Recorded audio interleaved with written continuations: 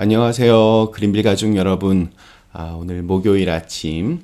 오늘도 이렇게 매일 한 말씀으로 또 오늘 하루를 시작하는 모든 분들에게 하나님께서 어느 누군가에게 이렇게 힘과 용기를 줄 수 있는 그러한 존재로 우리를 사용하실 수 있기를 간절히 기원합니다. 자, 오늘 저희는 사무엘상 23장 15절에서 18절의 말씀으로 함께 이 아침 시작하도록 하겠습니다. 사무엘상 23장 15절에서 18절의 말씀.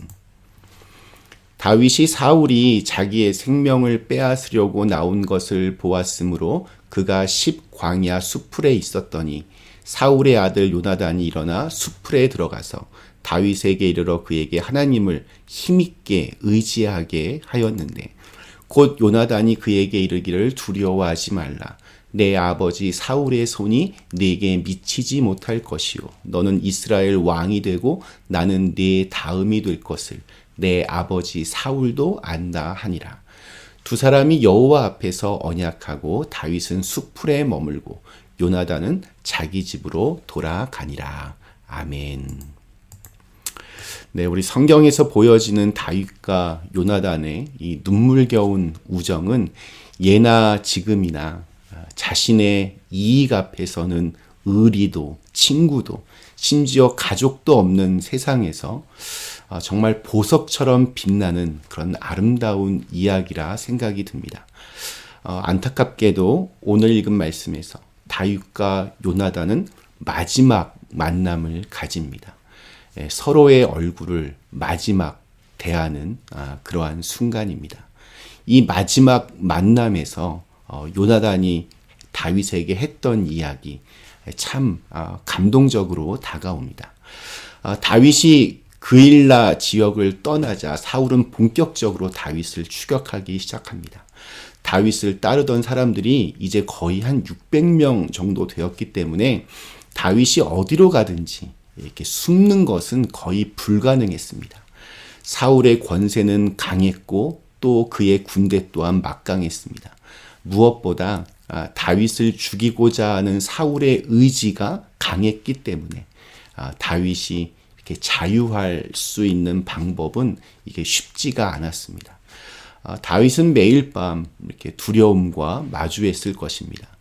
다윗은 광야의 요새를 지나 광야 수풀에 머물렀습니다.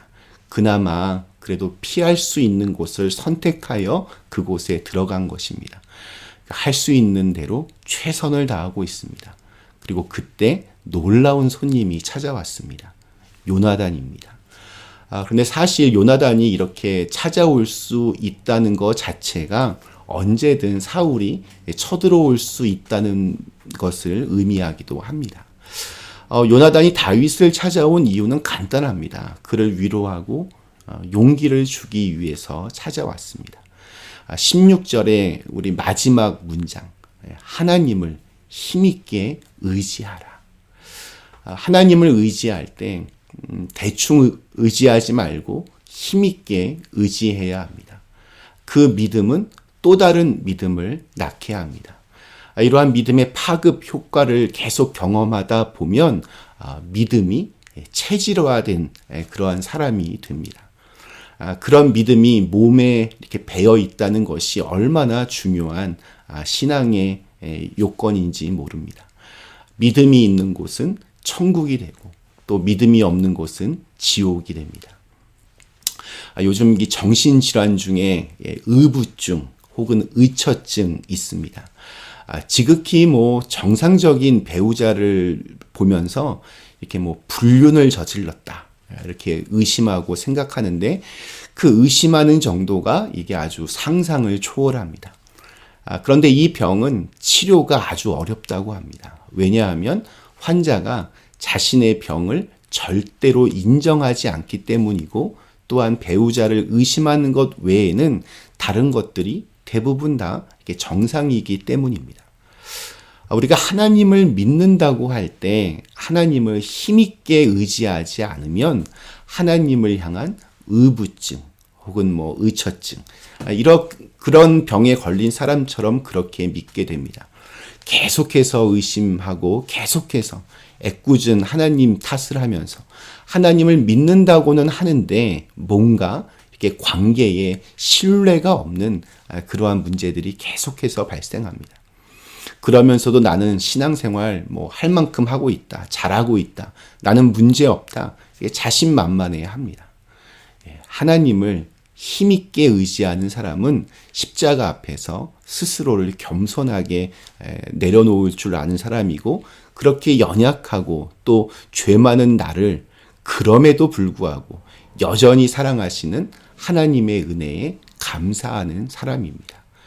하나님을 힘있게 의지하는 사람은 어두운 밤을 지나서 새로운 아침의 은혜를 날마다 이렇게 경험하게 됩니다. 요나단은 또한 자신이 믿고 있는 바를 16절에서 다윗에게 이렇게 선포합니다. 곧 요나단이 그에게 이르기를 두려워하지 말라. 내 아버지 사울의 손이 네게 미치지 못할 것이요. 너는 이스라엘 왕이 되고 나는 네 다음이 될 것을 내 아버지 사울도 안다 하니라.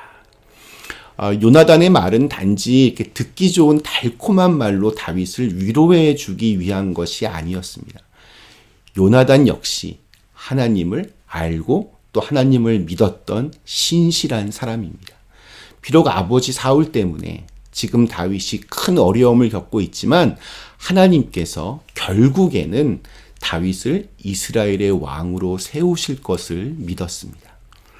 다윗을 어줍지 않은 말로 위로하기 위해 꾸며낸 말도 아니고 또 속에도 없는 위선적인 말을 하는 것도 아닙니다.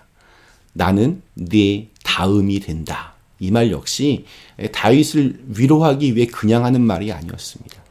요나단은 하나님께서 다윗을 택하셨기에 다윗을 왕으로 세우실 것을 믿었던 것입니다.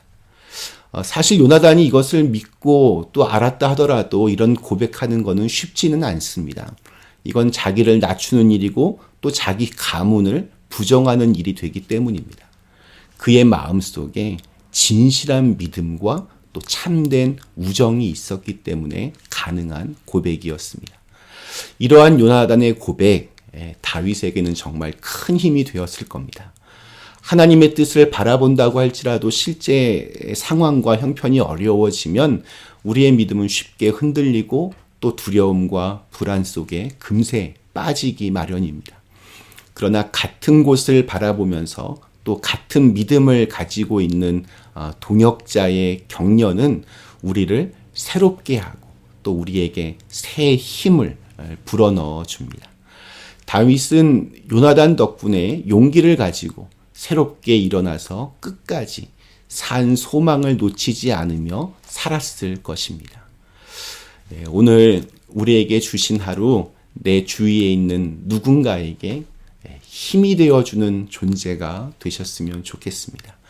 깊은 좌절과 절망의 늪 속에 갇혀있는 이에게 하나님을 힘있게 의지하자고 기도하면서 새로운 내일을 열어가실 하나님의 일을 기대해 보자고. 믿음으로 사는 사람은 하늘의 위로를 받는다고 용기를 북돋아 주는 사람으로 그렇게 사시었으면 좋겠습니다. 나 혼자 잘 먹고 잘 사는 것은 하나님의 축복이 아닙니다. 나를 통하여 하나님의 온기가 전해지고 그것이 한 영혼을 살려내는 놀라운 하늘의 축복이 오늘 함께 하시기를 간절히 기원합니다. 잠시 함께 기도하시겠습니다.